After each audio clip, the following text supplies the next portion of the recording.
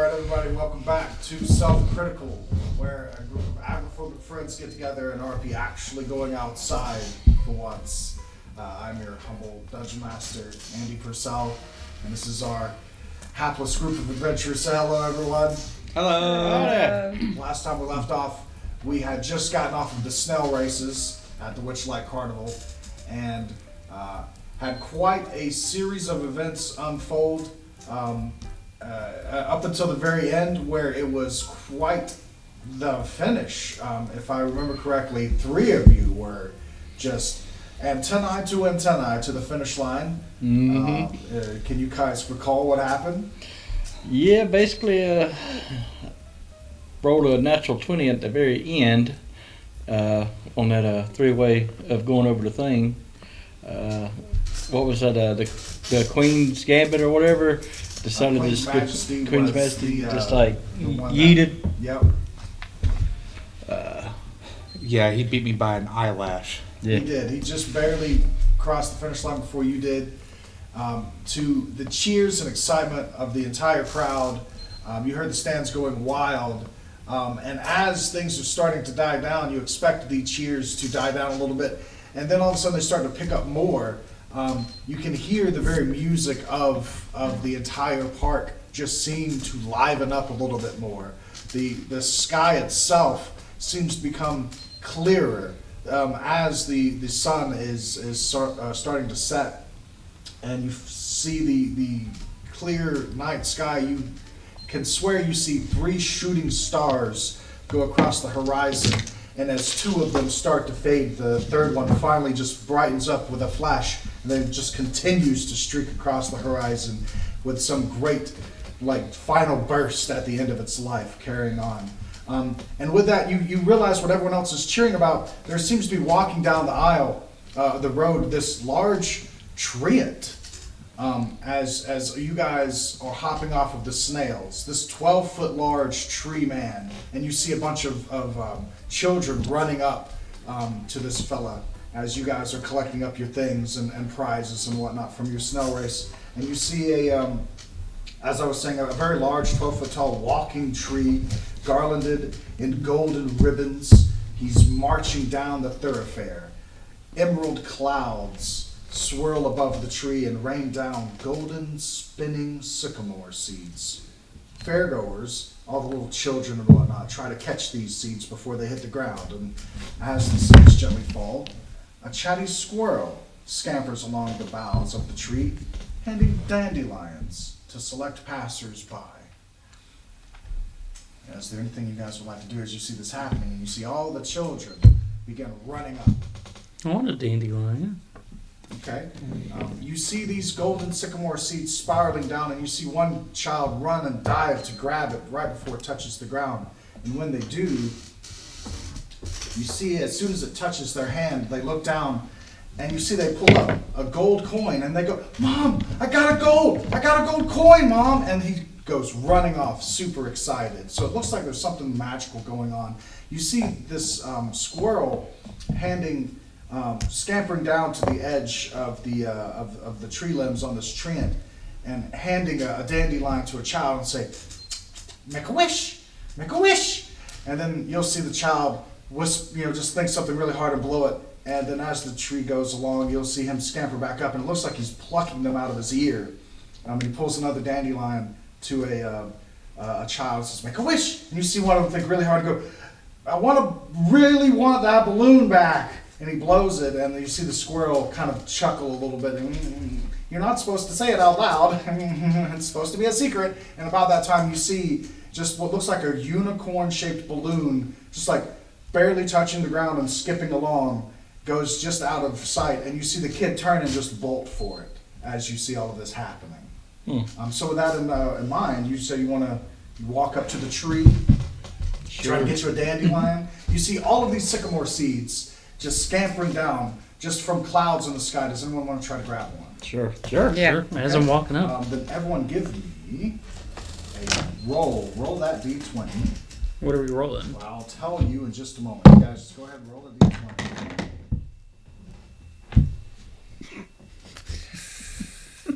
DC 10 dexterity check to catch it. Dexterity check. DC 10 dexterity. Okay. Anybody? Well, that's a 20, dirty 20 for me. Okay. So that would be I rolled 2. 2 2. on Okay. top of. I was more worried about the dandelion. All right. I got 18. 18. Okay. Well, if the three of you could roll a D8 for me. Am I missing a D8? I missed my D8. Oh no. Oh no. You can borrow mine. That's not. It's just, You pointed to that one. I gestured. 5. That's 4. 4. As this sycamore seed touches your hand, it too turns into a gold piece, just as it touches. What about you? You, Elena? 1. 1. As soon as this seed touches your hand, expecting a gold piece, instead you see it flare into like the image of like a little fairy, and there seems to be like a symbol representing the Witchlight Carnival, and then there's just a flash. And it just seems really amusing. Just seems like utterly entertaining and joyous to have seen that happen. What about you? I rolled 22. 22? Oh, with a roll a d8. Oh, 4. With a 4, you keep a d4 off to the side, because next time of your choice for the rest of the night, you can hold on to that. That's going to be your little bit of seedling inspiration. It's a little d4.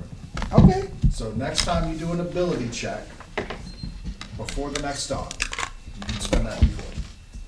And as you guys are in awe and wonder of these wonderful little magical effects happening, you see Thunderstout just eat it, diving for this one that's almost about to hit the ground, and he doesn't quite catch it. You see it touch the ground, and it just evaporates into a little bit of dust and pixie shower as this is happening.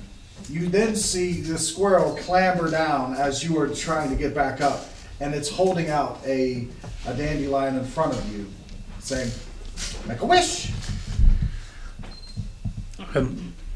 Now, for anyone who would like to make a wish, please flip over your piece of paper, That's what I watch was your gonna get wish to. down, and give it back to me.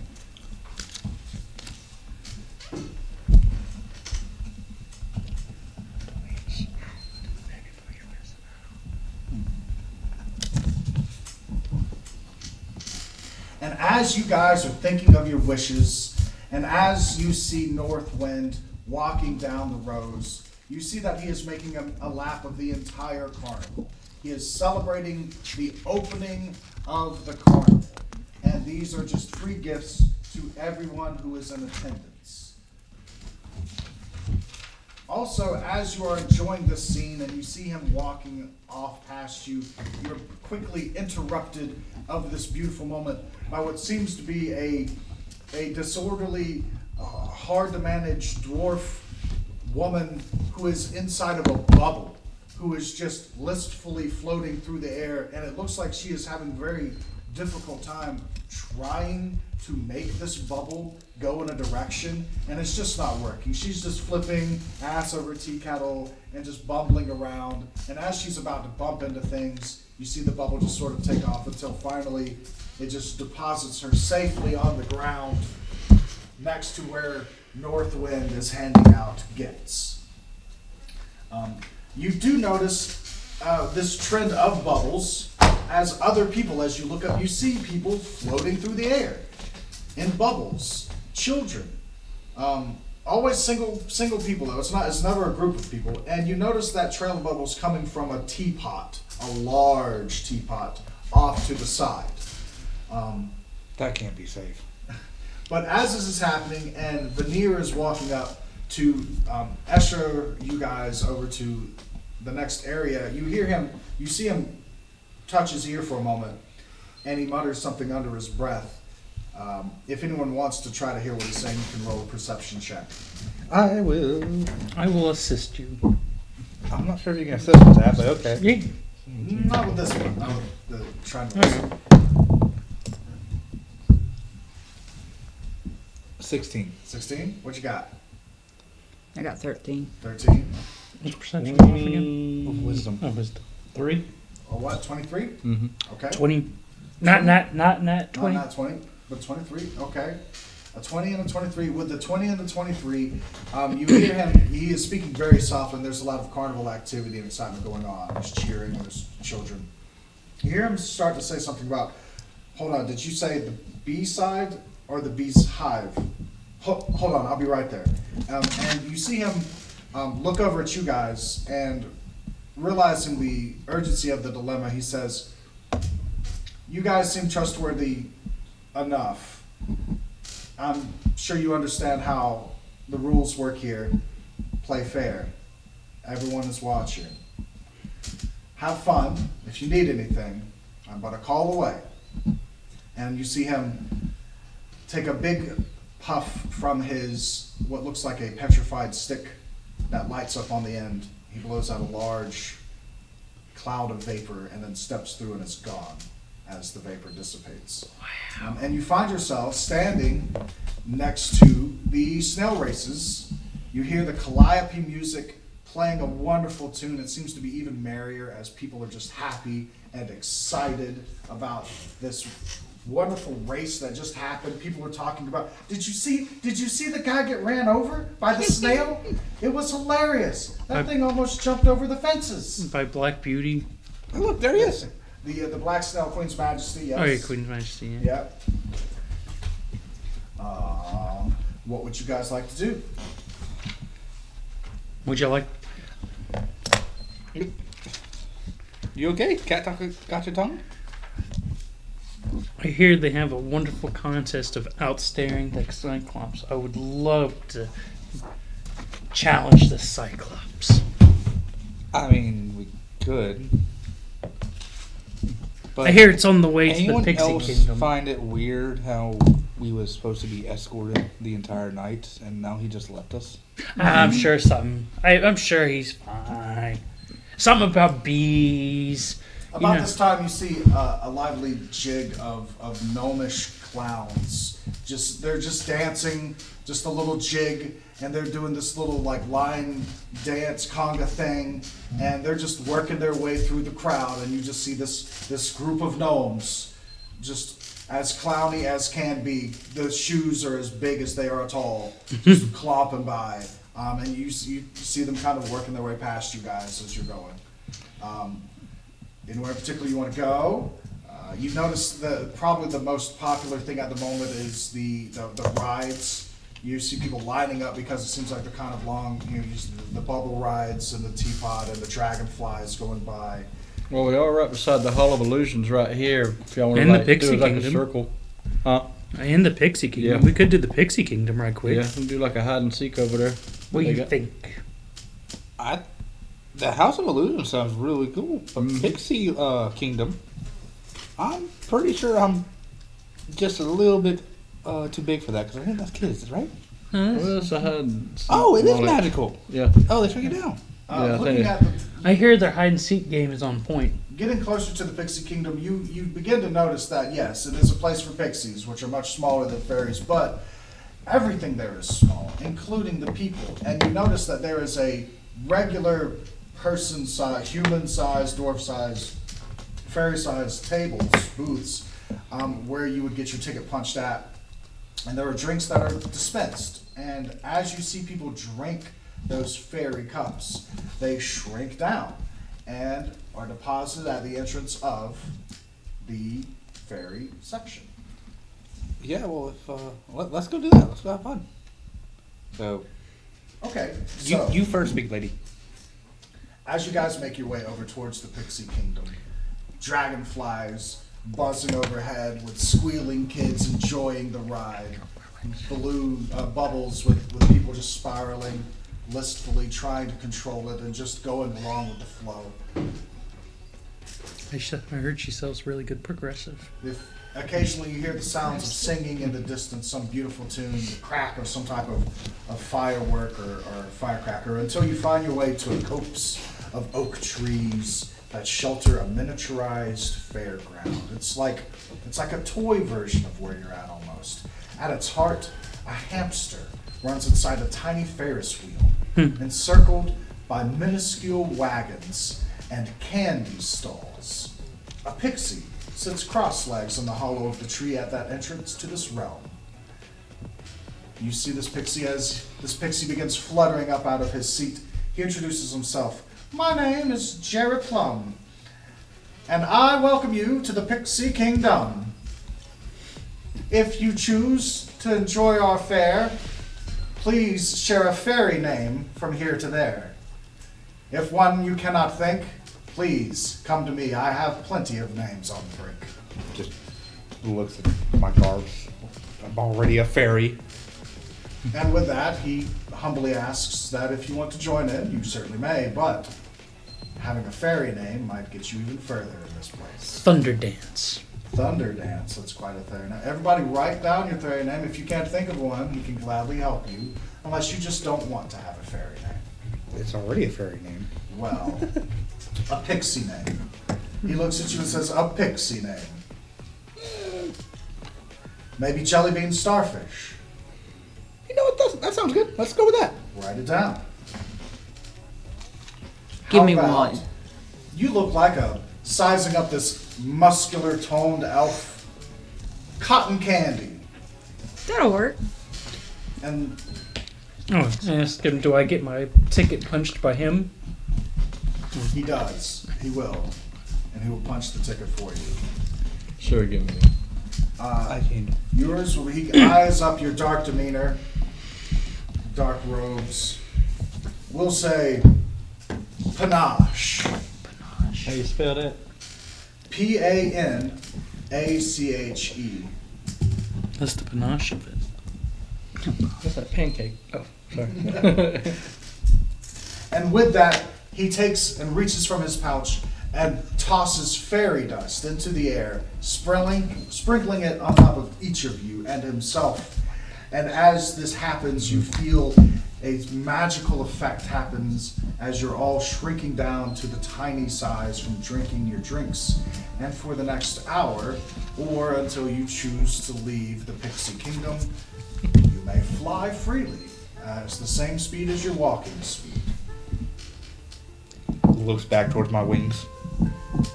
That's why we got butterfly wings. The Pixie Kingdom is a tranquil oasis compared to the rest of the bustling carnival. The air is filled with the aroma of blackberry wine, flower blossoms. You see 8 brightly painted doorways that are nestled in the bark of the bases of the surrounding trees. You just see a bunch of pixies just kind of fluttering around, just enjoying themselves. You see the hamster wheel with the Ferris wheel on it. And you see a big name that says Biscuit on it. And you just see fairies just flutter around, enjoying themselves, being comfortable. You see a little pond where like herons or cranes are nesting at. You see a beautiful flower bed. It's just a puddle. It's just a puddle. It's just a puddle, but this size, it's beautiful. Is there anything in particular that you guys, you're looking around?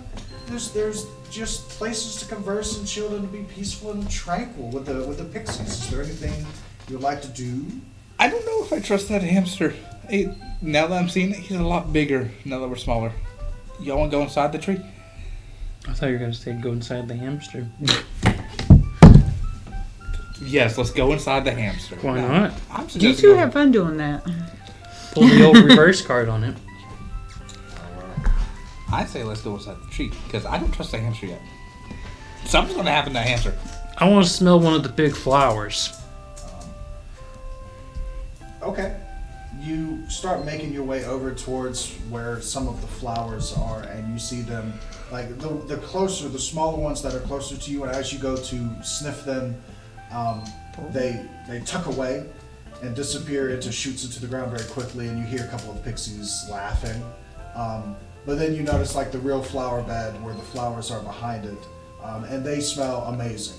They smell like every different cinnamon and sugar and honey and milk. They smell like the most amazing things that you could think of. Just whatever you could imagine is wonderful is pretty much what those flowers smell like. You see, about this time, there's just this really excitable pug that just starts like trotting around, and like to you guys, this thing's huge now, but it's just flat faced, just and you just see like someone riding on the back of it. Just another carnival goer just having the time of her life, just on the back of this pug. Just My goodness, they're even uglier when they're bigger. Oh my God. You see a pixie palace that is made out of an old cocoon of just husks that's been woven together. As you're walking around, you see pixies sitting around little tables, and they're dining on little cucamelon sandwiches, and thimbleberry tarts, and you see people lining up to get on Biscuit's hamster wheel. Just all sorts of little things. You see people gossiping and just having a good time. And occasionally you see the fairies. One fairy will kind of check on people, but most of the fairies tend to are just enjoying the show. Like the carnival goers themselves are the attraction for the pixies because they get to see the chaos. So with that idea, any ideas of anything you'd like to do as you're sort of mulling around, just enjoying this nice tranquil place? Well, I Maybe have a suggest tree. the tree. Tree? Yeah. Yeah, tree. You're heading over to the tree. Is that where the cocoon is? You make over towards the trees where the cocoon is. You see the husk, the several large pieces of cocoon husks that are woven together. It's very beautiful from the outside, and you can walk in. You're not given complete access to the whole place, but it's sort of like at Disney World. You get the main tour through, and there are a couple of pixies that will guide you through. And as they're walking through, one of them happens to say, "Well, hello, my name is Cobweb. I will guide you through the palace today. What's your names?" I am Thunderdance. Cotton candy. Dance. How about you? Cotton candy. Panache. Ah, I see. And I'm Jellybean. You, Jellybean. So what was that? Jelly bean? Yes, Jellybean. Oh, yes. One of those. Pixies, I understand. What's that supposed to mean? Oh, well, nothing at all. Nothing at all. Everyone's welcome here. You just see the whole mood of the place start to liven up. Like, even inside this cocoon palace, it just seems to just sort of sparkle a little bit more as everybody's having a good time. That could just be me. He begins just sort of talking about the Pixie Palace, and it's not really a lot of rich lore and history or anything like that, but he gets to the point where it's like, if anyone has any questions, they're certainly free to ask. Otherwise, we're going to be just enjoying a few snacks, maybe a little conversation before we get started with the real event, if you guys know what I'm talking about. Anybody have any idea what he's talking about? The hide and seek game. You hear his ears perk up. Ah, yes, you've heard of the hide and seek game. Well, for those who are in the know, it always comes to those who are the best at hiding. It's always down to one. So, those who don't know get caught first. But I'm gonna tell you, since you've been fun with me, right? There's a few places that's really good to hide at whenever it happens. You go over by Biscuit's wheel. If there's not too many kids around and you're able to keep them from chatting you up, you might be able to hide over there pretty good. He might cover for you.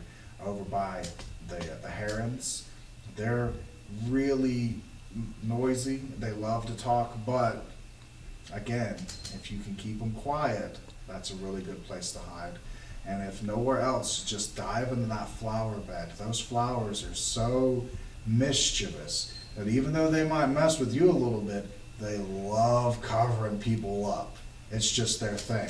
So if you're at the hide and seek event, you happen to find your way over near those spots, those are your best places to hide. And with that, you see him kind of start hurrying you guys out as you see the next group coming through with another tour guide.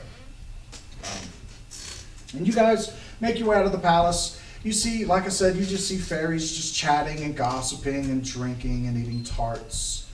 Would anyone like to do anything or just chill or have a conversation or anything? Probably kind of break off just a little bit and kind of scope some areas of where the hide and seek's at, just to see if I notice any area ahead of time that looks dark. Let's eat some Okay. pixie Like tart. real shaded, something that Pixie will work tarts. with me. Pixie tarts. Okay. Isn't that And then normal catch tart, back up with the smaller? group. You notice that pretty much everywhere is designed to be bright and colorful and shiny in this carnival. But with your particular sense, give me an investigation check. Investigation. Yeah, Natural 20 natural 20. plus whatever. I'm gonna say with a natural 20, you find that the flower bed is probably the best place to hide because of the natural foliage. You blend in very well with that. And so, anybody else want to do anything just before? We were talking about eating pixie tarts. Okay. What kind of drinks do they have? Do they have melon, little pixie tart? any of those for adults? Well, they don't sell alcohol. They're there. non-alcoholic drinks. So, Oh, that's not fun. You gotta have fun for the adults. so you guys have a seat and you enjoy a couple of tarts and a couple of drinks as you see.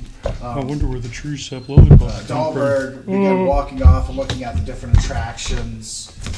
You hear a couple of pixies conversing off to the side. You hear another carnival goer who is gossiping. It's an older lady. She's just sitting at the table near you guys, and she's just nibbling on a little cucumber and commenting on how delicious this pixie nectar is. And you overhear one of the pixies just start giving some tea. If you guys could give me a perception check. I'm listening.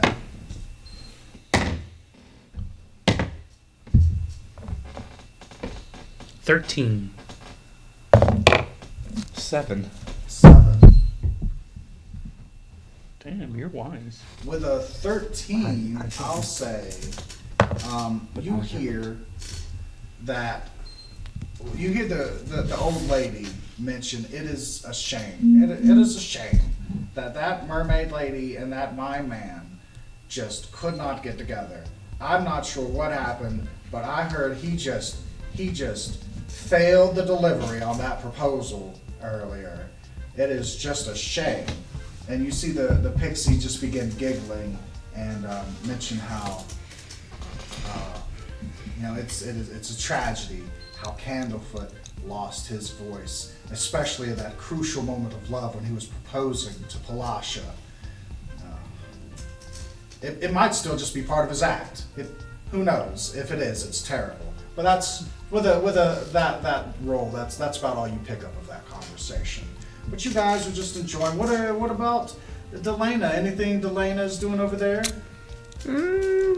Delana's trying to decide what she's gonna go and snack on. And I'm thinking a candy apple on a stick. Okay, a candied apple, certainly. In the Pixie Kingdom, normally outside on the carnival grounds, it costs you a punch, but in the Pixie Kingdom, everything is so teeny tiny that it's included in the meal, and so it's not an apple, it is one of those little bitty teeny tiny berries, but it's candied, and it is delicious. Dingleberry. Oh gosh. It is. And so with that, you guys are just enjoying a peaceful evening, and you can hear just the overhead sound of the calliope and just the noise and the racket of the carnival itself just seems to damper down inside this wonderful little Pixie Kingdom. And about this time, you hear everything just sort of die down even more. And you hear everyone get excited as good old Jeremy Plum comes walking around, dingling a little bell. He says, hide and seek time, who's ready to go? 5, 4, 3, 2, 1, get ready. As everyone gets ready, I'm gonna count to 10. And so, if anyone wants to participate in the hide and seek, now is the time. Mm-hmm. So with that, we're gonna go ahead and get ready to make our stealth checks, but we're gonna make those stealth checks next time. Thanks for watching, guys. I really appreciate it. Thanks for watching Self-Critical. Thank y'all. We will see you all next time. Goodbye. Later. Bye.